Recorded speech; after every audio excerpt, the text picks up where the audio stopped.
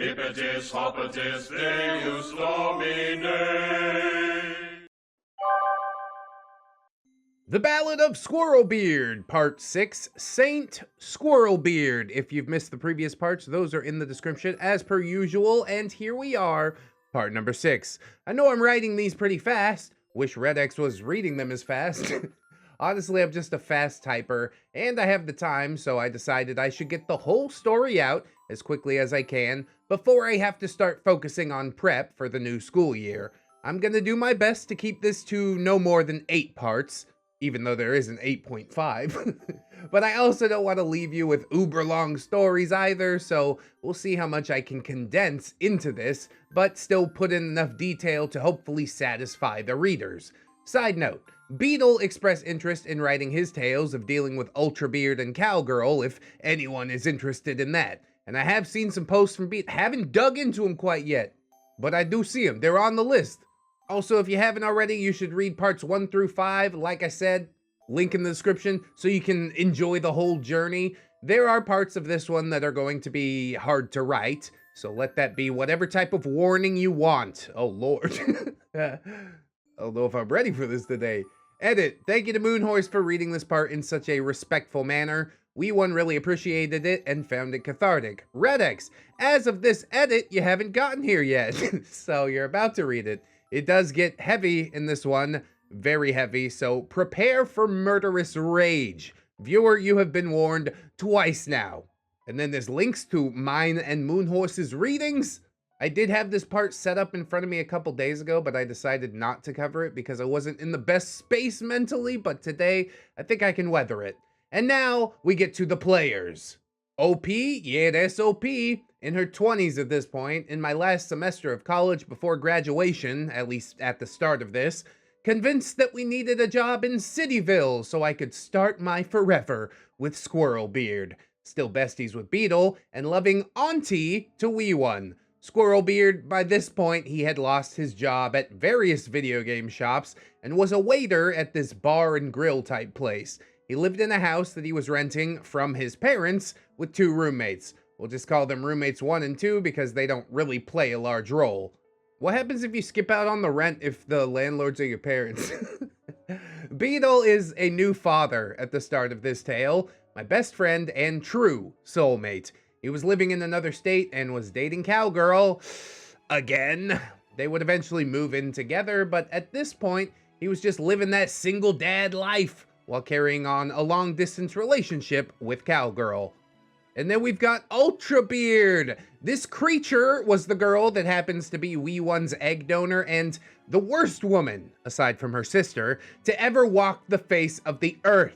This creature is a disgusting waste of life and is only listed here because she unfortunately plays a small but important role in this tale. I've never hated someone as much as I hate this woman and her sister, and those reasons will briefly become clear within this installment. Aye, but tell me how you really feel, though. Wee1 is Beetle's daughter and an infant/toddler throughout this tale. I loved that sweet girl from the moment that she was born. I would eventually become her mom, but that happened much later on. Alright, so now we know who's who, a little bit of a recap, so let's go ahead and get on into it. So, after finding out about Squirrelbeard's violent outburst that I quote-unquote caused, I was more convinced than ever that he must love me. That is the wildest mental gymnastics, but I've seen it so many times I'm not even surprised anymore. We continued our mostly intimate relationship, and I continued to feel like a toy because no matter what I tried to discuss, it turned to the intimate times basically straight away. I figured that this was just how relationships between 20-somethings went. Oh, man. The Christmas break that year, the break leading into my last term of school, Squirrelbeard invited me to spend the break with him. More than that, he invited me to go to a Christmas-themed service with he and his family. Oh no, bringing you home to mom and all this?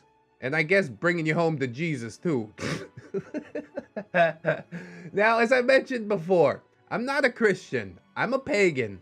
I don't get into specifics much unless asked because I feel like religion is just a personal choice that no one should be judged on unless you're using it to hurt others. Rules to live by. I celebrate Christmas because my parents are Christian and it's colloquially known as Christmas, so I just kind of go with it. Now that I have a family of my own, my husband and I celebrate solstice with our daughter, just at home, and then we celebrate Christmas with the extended family. That is to say, although I'm not a Christian, I don't really mind the social aspect of religion, and I'm more than willing to partake in a respectful manner. Honestly, I love that outlook. That's how I ended up going to the Mormon church a couple of times. And they're good people. I like them as people. I just don't think that that's for me. And so, dear reader, continuing on, I agreed to go to church with Squirrelbeard and family. Family consisted of Squirrelbeard's parents, little brother, and grandma from his mom's side. I was slightly uneasy because I wanted his mom to like me. Squirrelbeard was very much a mommy's boy, so I knew I needed her to be on my good side. Oh, the stakes have just been upped. I realized quickly that this family was not just passively Christian. They were hardcore. Being simply respectful was not going to cut it with this group. I had to be one of them. And so I did. I mean, that's letting a lie set the precedent. So if this relationship went on for decades, you'd have to eventually just live that lie. I get wanting the parents to like you, but if they can't like you for you, then guess what? It's not meant to work out, you know? Anyways, OP says, I had been Christian at one point in my life, and Stepmonster had tried to convert me many times when I lived with her, so I got really good at pretending to believe, you know, for survival. It wasn't hard to flip that switch. After all, it was just for one night, right? Yeah, unless it works, and then you go into the decades of pretending to be something that you're not. Wrong. I could have told you that. This is a very short-sighted plan. Although that night went as well as one could expect, his mom tolerated me, which for her meant she liked me. It was far from over. When I got home from my trip, during which Squirrelbeard and I did it again, because, you know, of course we did it. We like to do it at that point. I served no other purpose. Oh, Jesus. We were on the phone, and Squirrelbeard sounded sad. Squirrelbeard, what's wrong? I asked. We were on the phone playing World of Warcraft, so I was only really half engaged in the conversation. I was still a noob at this point, so my guess is I was blowing up some murlocs in Lakeshire or something like that. Yeah, probably getting ganked in Lakeshire too. God, that brings back some memories, doesn't it? I really liked that area when I was starting out, and to this day, one-shotting low-level murlocs gives me a thrill because I'm a dork. Hell yeah, Fire Blast, just take your revenge while you're running by. Oh, it's nothing, said Squirrelbeard. I don't think you should come to Cityville again. Oh, that's nothing, is it? This, of course, caught my attention, and I stood up, leaving my character defenseless to any horde that might wander by. This was back in the days of PvP servers. Oh, really? Has that changed? That sounds terrible. I started pacing. This is a nervous thing that I often do when I'm on the phone. I walk and talk, and I don't know why, but I do. I started to pace my game room. What? Why? I scrambled. What we're doing, it's sinful, Squirrelbeard said sadly. Oh, man. Bobby cracked him open. She pulled out all his secrets. Sinful? I asked. Sex outside of marriage. We can't do it anymore, and I can't be around you. You tempt me too much, he said. Now part of me's wondering if he's being for real or if he's playing like some sort of angle. OP just blinked and said, wait, are you blaming me? You started this the first night you had me go down on you when I just wanted to sleep. I couldn't help it. Oh, God. I still can't. It's just better that we don't see each other for a while. You lead me to temptation, he said. And where, pray tell, is personal responsibility during all of this, Squirrelbeard? It's just so much easier to point the finger at someone else. You're the reason I can't control myself. No, dude, you just can't control yourself. Okay, said OP. What else could she say at this point? And then Squirrelbeard hung up, and I stood there in shock. I tempted him? He was calling me sinful when he started this? And so I said, screw him, and simply moved on with my life. What? No?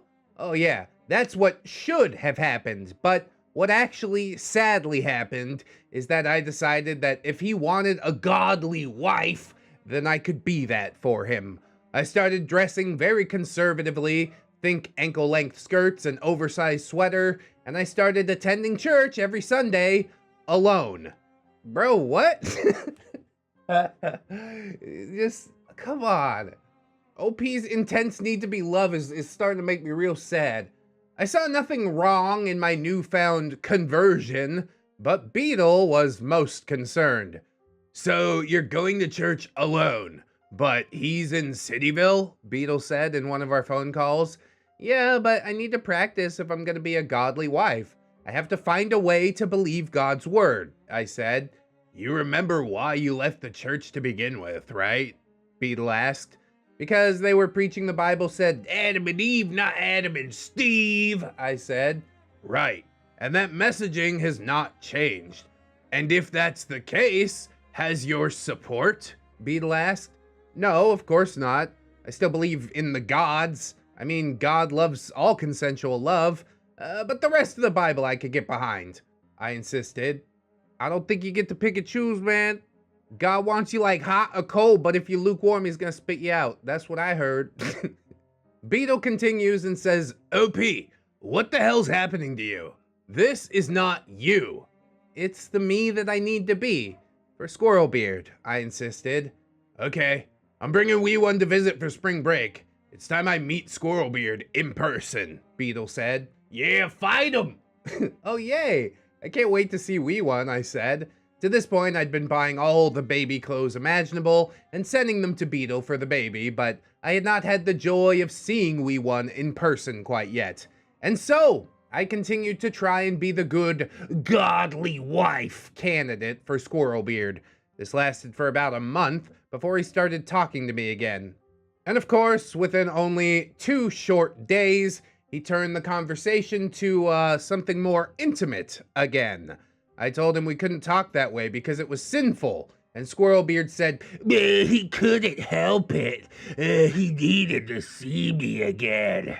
I told him I could see him during spring break if Beetle and Wee One were welcome as well. He agreed, and we made plans. Oh, this is starting to get juicy, isn't it?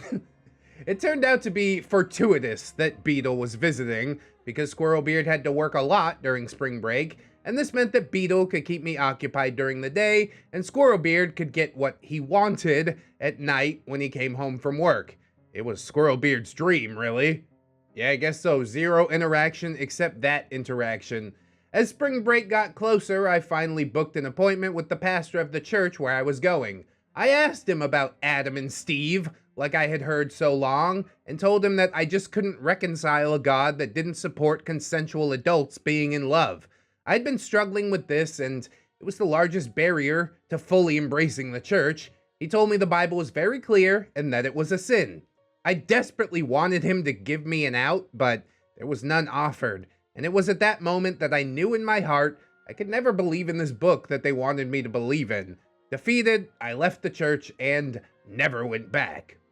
Honestly, it's a fairly easy thing to reconcile, and if he was any good as a pastor, he would have said, you can love the person, but not the actions, you know?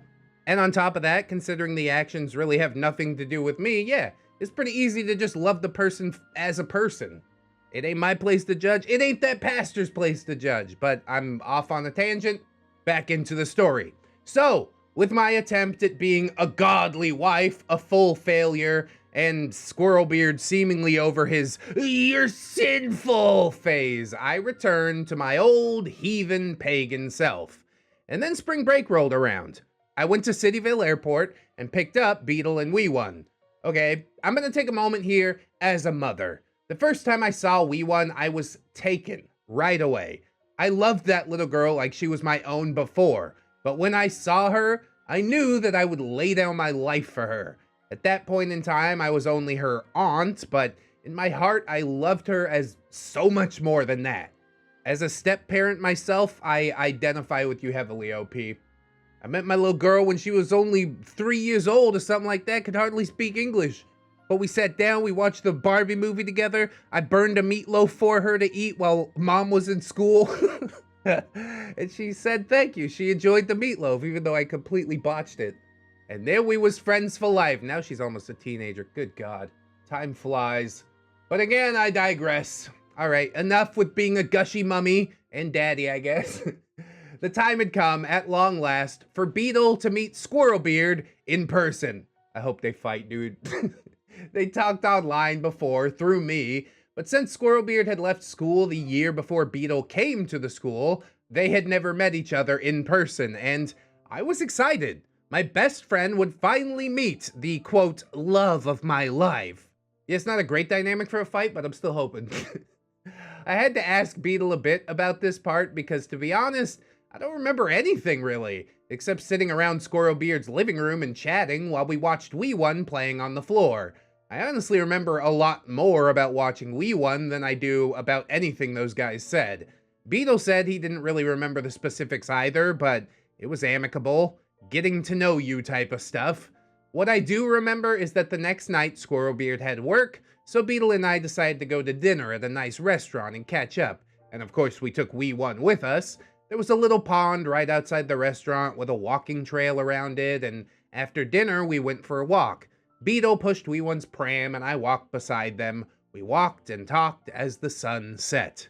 It's like the universe just laid out this tapestry for you guys, like, hey, fall in love, be a happy family. I think that's beautiful. Beetle and I joke now that this was our first date and we just didn't know it at the time. Exactly, but the universe has machinations. To anyone on the outside, it probably did look like a date. We probably looked like a happy family. I think everyone but Beetle and I saw it at the time, but I digress again. That's okay, we're doing a lot of that. We got back to Squirrelbeard's house, and Beetle got Wee One put to bed, and I went to Squirrelbeard's room and waited for him. I fell asleep waiting for him. Turns out he had gone out with friends after work. He was not happy that I fell asleep waiting for him and ended up going downstairs. What the hell is that? What? What's wrong with him falling asleep? Just a dysfunctional human being. So by this point, Beetle was up changing a dirty diaper, so Squirrelbeard sat and chatted with Beetle while he got Wee One put back to sleep. Beetle says he doesn't really remember the contents of this conversation either, and that it was probably just about some gaming BS. Either way, the boys seemed to hit it off okay, at least for now. Woo! Beetle said later that he liked Squirrelbeard well enough, but something about Squirrelbeard didn't really sit right with him. Listen to your best friend when they try and warn you. I will definitely listen to my best friend, but I won't believe it immediately. That's my advice. As college finally came to a close and I graduated, I ended up not getting a job in Cityville. My brother helped me get a part-time job in Capital City at a call center that he worked at. Oh, that was the most soul-sucking place ever. Sounds like it. It literally stressed me out to the point of making me physically sick several times, but that is not what this story's about. I ended up moving in with my brother and his roommate. We got a 3-bedroom apartment, of which I got the master bedroom because I was a girl with more stuff, and it sucked, honestly. I didn't mind living with my brother so much, but I hated his friend, our roommate. He was absolutely disgusting, but also bragged about how he could always find a woman's spot without fail. I don't believe you. Cool story, none of that happened. He refused to clean the apartment, so I cleaned the common areas, at least when that happened at all. I later found out that he couldn't actually get a girl, so he had a weekly appointment with a lady of the night. Brother actually still lived with this guy until a few months ago. Brother had gotten his own apartment now, and he's super happy not to live with that dude anymore. They're still friends and still work together, but obviously I avoid him as much as I can, especially now that he doesn't live with my brother. Honestly, I won't disparage him too much for buying some companionship and doing what he feels he needs to do. I will, however, disparage him for being a disgusting pig and bringing up awkward conversation out of nowhere. Anyway, this was the first time that I had lived on my own. The first time that I had a job. The first time living away from my hometown. It was a lot, and I am thankful that I had my brother. I also had Squirrelbeard to make my life hell, of course. Now that I had my own place, Squirrelbeard actually came to visit me a few times. It was nice to see him and not have to make the drive for a change. It was also around this time that he started giving me even more whiplash than he had before. One day he'd be telling me about a date that he was going on, and the next day he was talking to me about what we'd name our children. I couldn't keep up. I had finally decided that I had had enough. See, breaking the bonds, becoming your own person is a beautiful thing. Also, hey, if you haven't subscribed to ReddX yet, here's your non sequitur to do so. Anyways, it was also around this time that Beetle was going through his own stuff. Cowgirl had shown her drunk, bipolar, true self not long after Beetle and Wee One moved in with her. After taking months of maltreatment, Beetle decided he couldn't raise his daughter in that environment. He packed up what he could and drove to my place. I told him I would help take care of Wee One and they could start over. He agreed, and I was so happy to have Wee One and Beetle living with me. I was certain when my lease was up that we could get a place together and start over. I still wasn't thinking romantically at this point because I'm dumb. I mean, I wouldn't even say you're dumb, you're just not seeing the pieces fall into place. It didn't register until the puzzle was complete. This lasted all of 2 days before Cowgirl called crying and begging Beetle to come home. She swore she had changed and would stop drinking. And so when I came back from work that day, Beetle had packed up and said he was leaving. Good God. Beetle can't see the signs either at this point, I guess. I begged him not to go back because I knew Cowgirl wouldn't change, and I didn't want Wee One in all of that. He insisted it would be okay, and he left. I was torn up. I had my best friend back and a baby that I loved, but now they were both gone again. And this took a bit of a toll on my friendship with Beetle for a while. It also greatly lowered my patience for the BS whiplash that Squirrelbeard had been spewing at me. I called Squirrelbeard and told him that I needed to see him. Oh, this is not an over-the-phone conversation. It's not gonna go well. I was done. It was hard, but I was done. However, I needed to say goodbye in person. Yeah, but do you though? I booked a hotel and asked him to meet me there. It was an overnight trip. I wanted to say goodbye and go home the next day. Squirrelbeard arrived at the hotel, and he could see that I was upset. What's wrong? He asked. Nothing. Come in, I said, letting him into my room. I tried to make some small talk for a while. I didn't want to just spring a goodbye on him. You see where this is going, I'm sure. Finally tired of small talk, he said, So what's up? I can't do this anymore, I said. What? He asked. It's over. I can't. I love you so much. You know how much, but I just can't keep up this back and forth of like, are we or aren't we? It hurts too much. So I have to end it. And I just wanted to tell you goodbye in person, I said, as the tears started to fall. Oh, P, I do care about you, he said as he pulled me into his arms. No, he doesn't. This is the love bombing phase. Run! I cried on his shoulder, and he held me for a couple of minutes, and then he pushed me back onto the bed. What are you doing? No, I said. We can't. This has to be over. Hey, you don't really want it to be, he said as he pinned me down. Oh, God. Oh, God. Why at a hotel? Call out for your roommates. This is horrible. I couldn't speak. I was in a state of shock and just let him do what he was doing and have his way with me. Again. I never said no in the moment, but I felt like he took advantage of my mental state to seduce me. Bro, that was not even close to seduction. And you did say no. What are you doing? No, we can't. This has to be over. I moved to prosecute him. If we can't prosecute, then I'm just gonna go tell him to stand over there by that wall that looks like Swiss cheese. Afterwards, he asked me if I wanted to grab a bite to eat. I agreed. I don't remember that meal. I don't even remember where we went because I was in shock over what had just happened. This had not been my plan. I do remember getting back to the hotel and him dropping me off up front. Goodbye, I said softly, planning for that to be it. Squirrelbeard, however, grabbed my arms. It's not over, he said. I looked at him and got out of the car, and he drove away. Unfortunately, he was right. It definitely was not over. Yeah, you had to reject that as soon as he said it. Yes, it is. Goodbye. And slam the door in his face.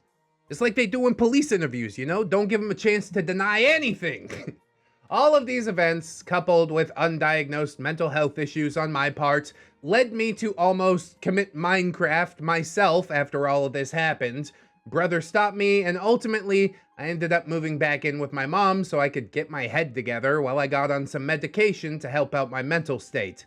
PSA time. As a creative person, I refused medication for a long time because I claimed that it would kill my creativity. Spoiler, it didn't. In fact, it's allowed me to live a stronger and happier life than I ever dreamed. I love where my life is today. This was all a very dark time in my life, but I did come out the other side. There's no shame in taking medication to help you live your best life. Well, I do appreciate that, OP. I will maybe medicate eventually. At least that's what I've been telling myself for the past decade. Okay, anyway. At this point, I was living with Mom. She had moved to Capital City as well for a job. Dad hadn't moved here yet, but he was working on joining Mom, so at this point it was just Mom and I in the house. Beetle was having issues of his own. Cowgirl had gotten more and more aggressive, and eventually Beetle had left again. Guess what? She never did stop drinking or self-medicating. Total shocker. So Beetle just took Wee One and was doing his best to find a stable home for her. It was rough as a single dad with no real career prospects, but he did his best. From time to time, Ultrabeard would pay child support, $50 a week, and she would sometimes take Wee One to go hang out. At this point in the tale, Wee One is 3 or 4-ish. Beetle trusted Ultrabeard to take Wee One for overnight visits. I told Beetle that he needed to keep Ultrabeard the hell away from Wee One, but I truly had no say at this time, and he insisted that Wee One needed a relationship with her mother, so my hands were tied. Yep, don't want to overstep your bounds, but I do see where you're coming from. So this is where we get into the reason that I loathe Ultrabeard and her sister more than any other beings to ever exist in the entire multiverse. I'm also taking this chance to warn you that things are about to get real disturbing. Oh, good. They weren't disturbing enough already. Jesus.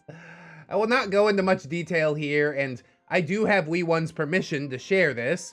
One day, Beetle called me in tears. What's wrong? I asked. That witch! Beetle screamed. What witch? I asked. Ultrabeard and her sister, they touched my daughter, Beetle screamed. I was in shock. I confirmed what I had just heard and verified it. We later found out that it was Ultrabeard's sister that had actually been doing the touching. Ultrabeard just helped cover it up so her sister wouldn't go to jail. Jesus, dude. Jesus. The darkest depths. Here we are again. Well, the good mood that I was maintaining today, it's just all out the window now. To say I was heartbroken doesn't even start to cover it. I love that little girl so much, and the horror that these monsters put her through, I will never forgive them. Nor should you. This is horrifying. Wee One had a lot of emotional issues after that, as well as some physical signs of trauma. She's 16 now, and she only has just started to come to terms with what exactly happened to her. She's okay now, and she has a wonderful girlfriend that goes to her school and knows about her past, and is also understanding of her trauma triggers. I'm truly grateful that she's finally coming out the other side, but I will still never forgive what Ultrabeard and her sister allowed to happen to that beautiful baby girl. God damn, dude, that is just so heavy. Yes, 2 more reservations for the wall, please. Get him over there! Death is probably too good, but I'm not creative enough to put you through what you actually deserve. Kill them all, let God sort them out, as we say here. I was very distraught, and I turned to Squirrelbeard for comfort. He didn't have much to say, but he did see this as a way to get back into my pants again. So exhausting. He agreed to come see me because my mom was going back to our hometown for a weekend to help my dad prepare for his move to Capital City. I had the house to myself. Squirrelbeard's visit was, well, like any other. He pretended to listen to me and my pain for as long as he could stand, and then he made a move on me, and then we boned. The next day he was getting ready to head home when he sprung a surprise on me. Oh, this should be good. OP, there's something I have to tell you, he said. Okay, what? I asked. I've enlisted in the army. Oh, God. He said, and I did a double take. You what? Yep, I'm leaving for basic next week, he said.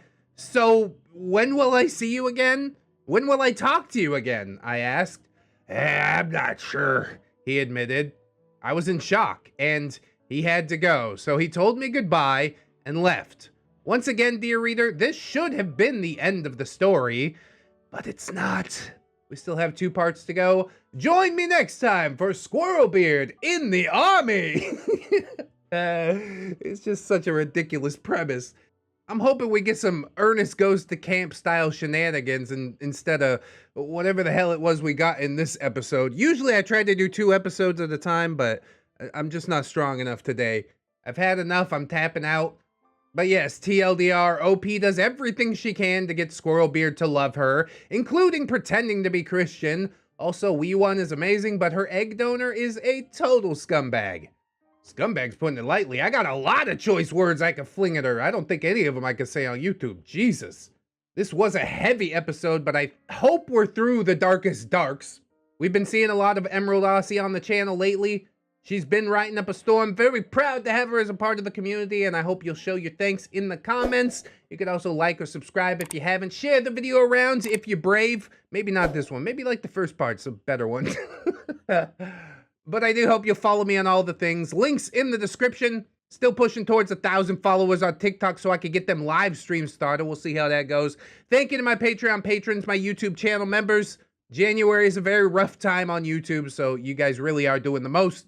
And of course, to everyone out there, especially if you've made it this far, I hope you'll remember that you are loved, you are worthy, friends, and you definitely, definitely deserve it. I shall see you in the next one, and until then, bye-bye.